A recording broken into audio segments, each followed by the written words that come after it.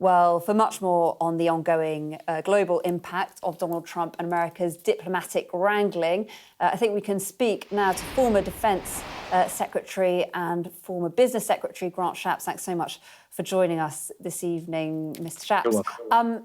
I don't think we've spoken to you since, things have obviously moved incredibly quickly the last few days. I'd be interested first just to get your reaction to obviously that row between President Zelenskyy and Trump on Friday and what we've seen from Keir Starmer.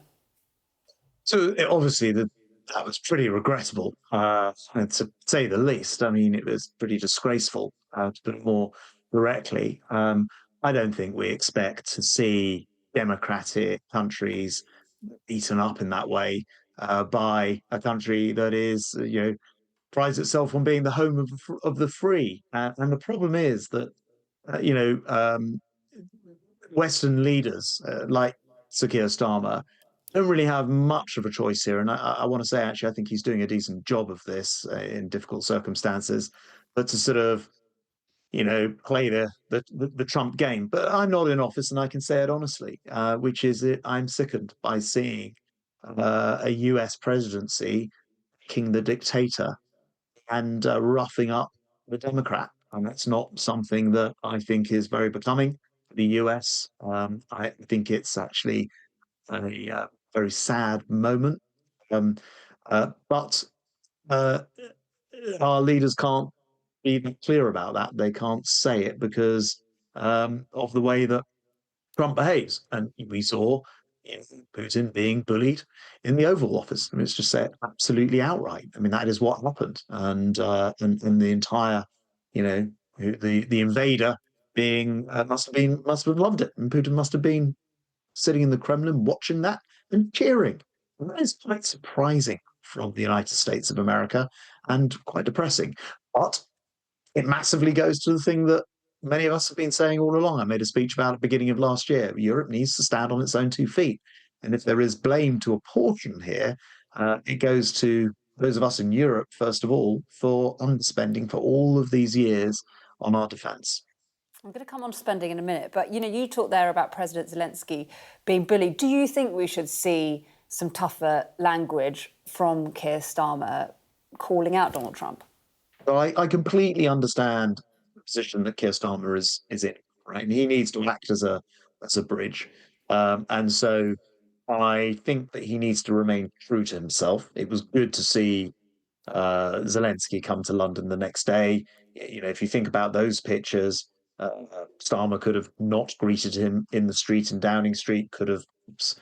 He didn't do any of those things. I thought that was very good and absolutely the right way to approach this. You've got to be honest in yourself.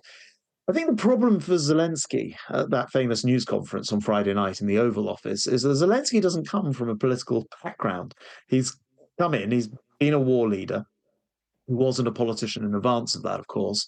And so, as a politician, you watch something like that Oval Office press conference back, and you see, oh, it's going to wind up Trump, that's going to wind up Vance. I wouldn't have put it quite like that. But you could see how the thing spiraled, very much out of control.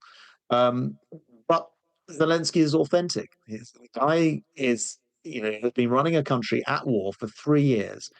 Let's be completely blunt about it. It is depressing to see the United States of America, the home of the free, kicking the dictator out of the Kremlin and pushing up the entirely innocent party who's had their country invaded. And it's the wrong way round. And although it may actually end up, I hope, with some of the right results, and we've seen Zelenskyy move on this today, and I think that's all very welcome as well. It shouldn't be the case that democracies fail to stand up for each other because when you do that, eventually there's no one to stand up for you, and that is the danger to all of this.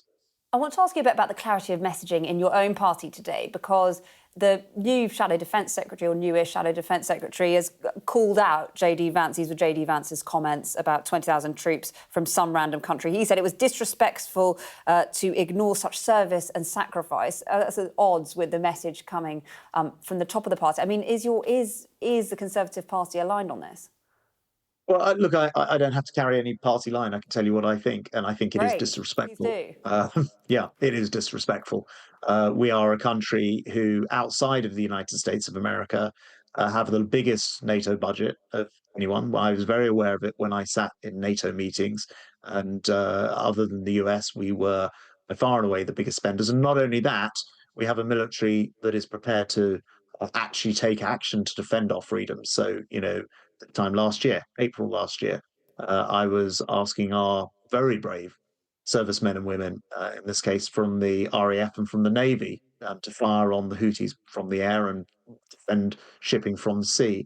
I didn't see other countries step up to do that. In fact, no other Um, countries, with the exception of France, who have an interest in Jordan, were there when, for example, Israel was being attacked by Iran.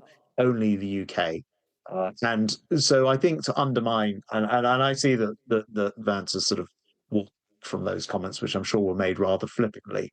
But it is wrong to say that about our armed forces, who are always up for it, and the United Kingdom, who, although I believe we should be spending more, and in fact achieved the 2.5% of GDP well, you've on got to ask the defence. question why you didn't spend more when you were Defence Secretary and the war in Ukraine was going on then. Yeah, well, as I say, actually, we did whilst I was Defence Secretary, we upped the amount that we were spending on Ukraine to a record amount. So it was higher than even when Boris was in Downing Street, who was obviously hugely pro Sorry, we're the actually running out Ukrainian of time. side, Sorry. and and then also the 2.5%, which unfortunately Starmer then cancelled, but has come back to, which I very much welcome.